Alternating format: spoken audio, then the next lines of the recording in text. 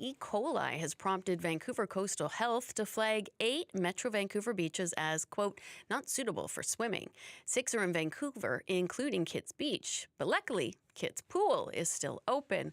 But some people are not happy about the reservation system that's been in place for the past 5 years.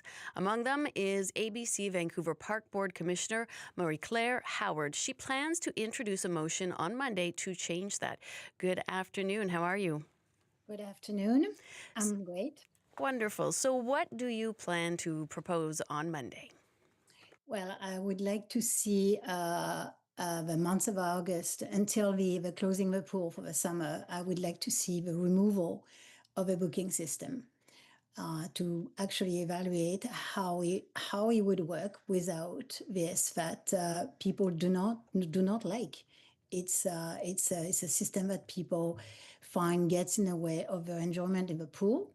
In particular, I think it creates this 2 hours per day at every pool, not just Kitts Pool, but at every pool. There's 2 hours per day where the pool is empty because you have to do that shift of swimmers, so to speak. And I think that's a waste of infrastructure. And summer is short, and we should do everything we can to let people enjoy the pools. What exactly, though, is the biggest complaint with the reservation system? Is it that lack of spontaneity that people have? Is it that the reservation times are too long? What feedback have you gotten? Well, you hear everything. Some people think it's too long. Some people think it's too short. Some people think that the 3 days in advance, that's not possible to plan 3 days in advance. What kind of weather you're going to have? Is it going to be a good day to take the kids to the pool? So it just takes away the spontaneity of using a pool.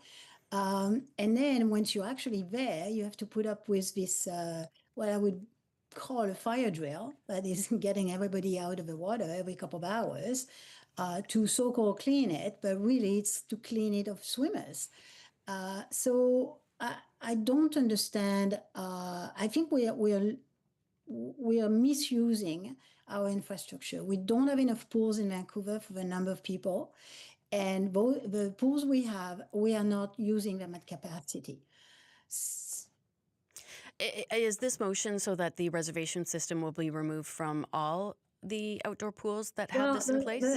It's interesting because initially I was hearing a lot of complaint about Kitts Pool. So my motion was drafted to just apply to Kitts Pool. But in the last few days, I've actually heard a lot of people say, well, why just Kitts Pool? The problem is the same everywhere. So no matter which pool we are talking about, Second Beach, we're talking Maple Grove, we're talking New Brighton Pool, all those pools are subject to the exact same problem that we experience at Kitts Pool. So I don't know what staff can do, but ideally they would remove the booking system at all the pools and then open up those 2 hours that are currently closed. At least pick a pool and make it a trial. But I think, there's no reason for this reservation system. I don't understand why staff seems to think that this is the best way to go. UBC doesn't have a reservation system. New West doesn't have a reservation system. Most pools have ditched that after the distancing rules were gone. I mean, I would wonder if perhaps it's because Kitts Pool was one of the only pools historically before then where people would wait hours in the sunshine to get into a line. It's quite interesting. I don't remember people lining up in the sunshine, standing up, waiting to be in the pool. And I live in Kitts. And for many years, I actually lived in Kitts Point. So what happened is when you wanted to go to the pool, you went to the pool. And if you were told it was full, then you would go and sit on the beach or in the shade and wait your turn to get in the pool. But I do have to point out that is a place of privilege. Most people that aren't living in Kitts that want to use the pool, if they don't have a reservation, there is that chance that they would perhaps plan their day around it, take transit or pay for parking, or have to then get there and perhaps wait 4 hours. They don't have that ability to just pop down and see if there's room for them and go. So why Yeah, not perhaps have both? We do know that Tom Digby. exactly. Uh, Exactly. I think a bit of both might actually make sense, especially for the swimmers. Somebody who's swimming for fitness will want to make sure that he gets his or her fitness time. So will want that certainty that he's going to get a lane in which to swim. So I I I think there is a place for reservation. But there is a big problem with these 2 hours of lost pool time, and I don't know how you address it if you have lanes that can be booked. Maybe you can have, I don't know, I'm saying I don't know what the rules are, but ten swimmers per lane or five swimmers per lane. And then when the next batch of swimmer come, it's actually a courteous switch of who gets to swim. You don't have to actually empty the mhm. pool to get this to happen. When it comes to family going to the pool, I think it's a completely different thing because you have kids, you don't know if you're going to be ready, if the kids are going to be ready to go to the pool at 9 or at 10 or at 2, or which mood they're going to be in and how long they're going to stay. So you need that flexibility no matter where you live. Okay. How confident are you that the motion will pass? Well, the motion has to be allowed to be presented first Okay. because it is not it is, I'm introducing this motion as a urgent motion Okay. because this is our last meeting before mid-September. And if we want, I actually think it would be a great thing to do this trial without booking this summer so that we would have a data. We would be able to compare apples with apples Okay. about what worked well in July and what didn't work so well in August, or vice versa. Hmm. And with this data, then staff could plan for next summer. Removing the booking system, I would imagine, is very simple. You just remove it, Hmm. or you could keep 2 lanes on booking system and the rest of the pool not on booking system. I think it's feasible to do this on a short notice, Hmm. and that's why I'm presenting it. Okay. However, it is to be in the hand of a chair to decide if she's going to accept this motion to be heard on Monday night. And before I do let you go, as I mentioned off the top, 6 Vancouver beaches are closed for swimming because of E. coli. What do people need to know before, heading to Vancouver beaches, especially this weekend ahead of Celebration of Light when we're going to see so many people going to these beaches? Well, it's a recurrence in the summer. I think it's important that people check the status of a beach before going to the beach. Beaches are not closed for no reason, so respect the rules. Do not go in the water if the beach is closed, and get informed before you go. It's unfortunate, but I think it's what happens when you have a lot of people in the water, maybe a lot of dogs as well, and it's just one of those facts of life in a big city. Fair enough. Marie Claire, thank you so much for joining us. Thanks for having me. Marie Claire Howard is an ABC Vancouver Park Board Commissioner. Her motion to end the Kitts Pool reservation system is set to be presented on Monday. The UK government announced that it will be lowering the voting age from 18 to 16, just in time for its next general election. And while this move is encouraging for advocates who want to see the same change made in Canada, is 16 too young to have a say in politics? Now, there have been several efforts to lower the age in the past at all levels of government, but none have come so far. No, none have come to fruition so far. And a number of youth advocates actually launched a legal challenge in 2021, but it is still making its way through the courts. So for more on this, we are joined by Suhana Gill. She serves as a women's representative for the Kwantlen University Student Association. Good afternoon, Suhana. How are you? Good afternoon, Amy. I'm doing amazing. So, do you agree with the UK's decision to lower the voting age to 16? I believe that there was a heavy influence from Scotland's decision when it had lowered its age from voting to 16 to 17. However, I think this was backed by a lot of the youth in the UK because a lot of the youth were advocating for lowering the age because of the fact that they were paying taxes, Hmm. they were legally able to make medical decisions, and they were able to work jobs at 16. So I do believe that this was backed with logic. And I believe that youth felt that if they were contributing to a nation, that they should have the full and right to get out and vote and make the decisions for their future. So if you're contributing, you should be having some say in shaping it. I'm curious what you think are sort of the potential benefits, but also maybe some of the potential risks to allowing 16 and 17-year-olds to vote. I believe that the benefits there are many to come into this, and one of them is that young people are able to exercise their rights to vote and voice their opinions because a lot of young people that I know feel like they are left on the sidelines, that politicians aren't really paying attention to what the youth have to say, especially for the younger demographics that aren't able to vote yet.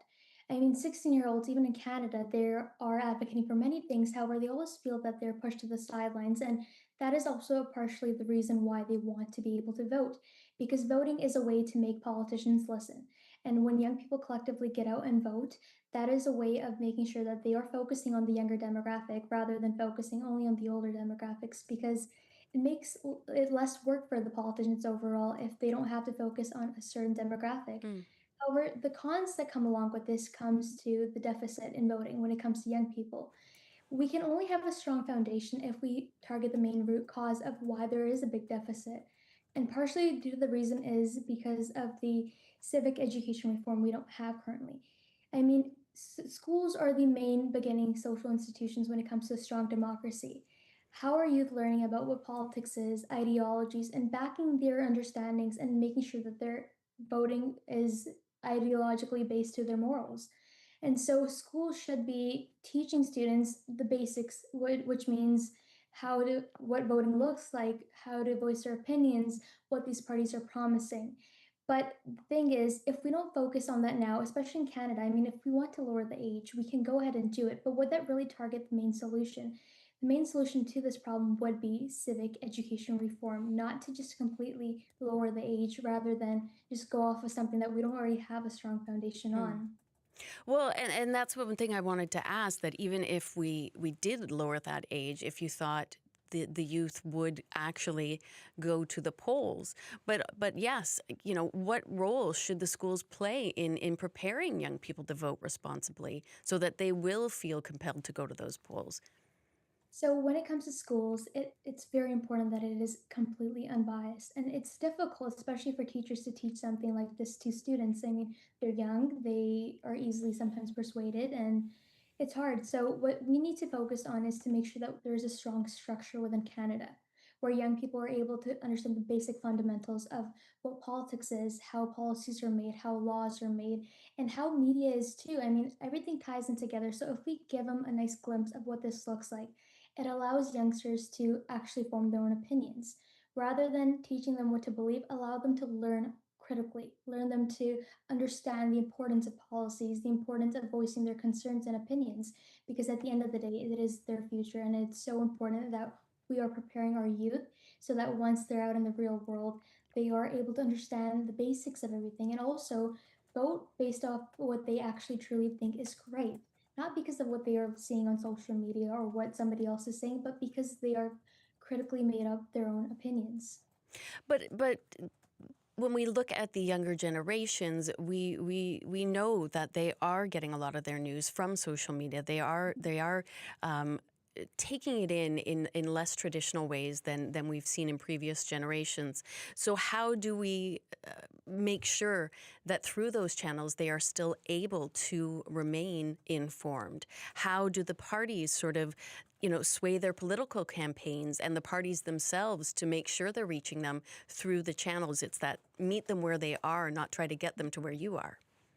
100%. And I think this all starts from schools to teach them how social media is and how to actually see what real news is and what false news is. And it comes down to politicians also being able to utilize these social media platforms where they are able to make sure that they are connected to the youth. Because, like you said, a lot of young people get their news from social media.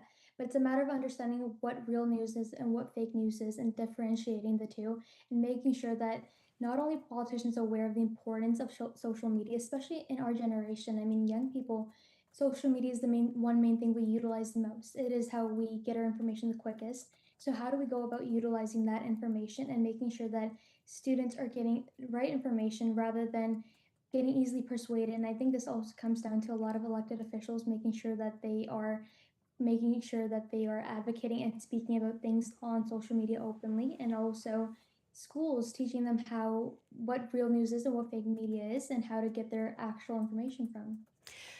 Beyond politics, are 16-year-olds known for making particularly good choices, though? I think a lot of parents might worry, given on their children's behavior and their perhaps inability to understand consequences and not being fully developed in so many ways. Do you worry this could have an impact on policy and in a country itself? So actually in Austria, they had lowered the age in 2007 to 16-year-olds being able to vote. And studies actually found that there wasn't any difference between a first-time voter and a 16-year-old voting for the first time. They were actually shocked to see that young people were more motivated to get involved in politics and understand how these policies are affecting them because they had that opportunity at a young age. A lot of studies do show that once you get out and vote your first time, I mean, if it starts off young, you're more excited and you think voting is one of the coolest things. So you build that habit, and slowly over time, what Austria saw was that young people were continuously voting every election because it started off at a young age and they were inclined to pay attention to what policies were being promised, what politics really is, and understanding the basic fundamentals of it all. So they also found that they were more motivated to actually get others to vote too. So it kind of created a domino effect. And I feel like that perfectly shows the importance of starting off young, educating the youth, and making them understand the importance of civic duty. We are unfortunately going to have to wrap it up there today, but it was wonderful to speak with you, Suhana. Thank you. It's always a pleasure, Amy. Thank you. Take care. Have a good weekend. Suhana Gill is a federal Liberal Party member and a Kwantlen Student Council women's representative.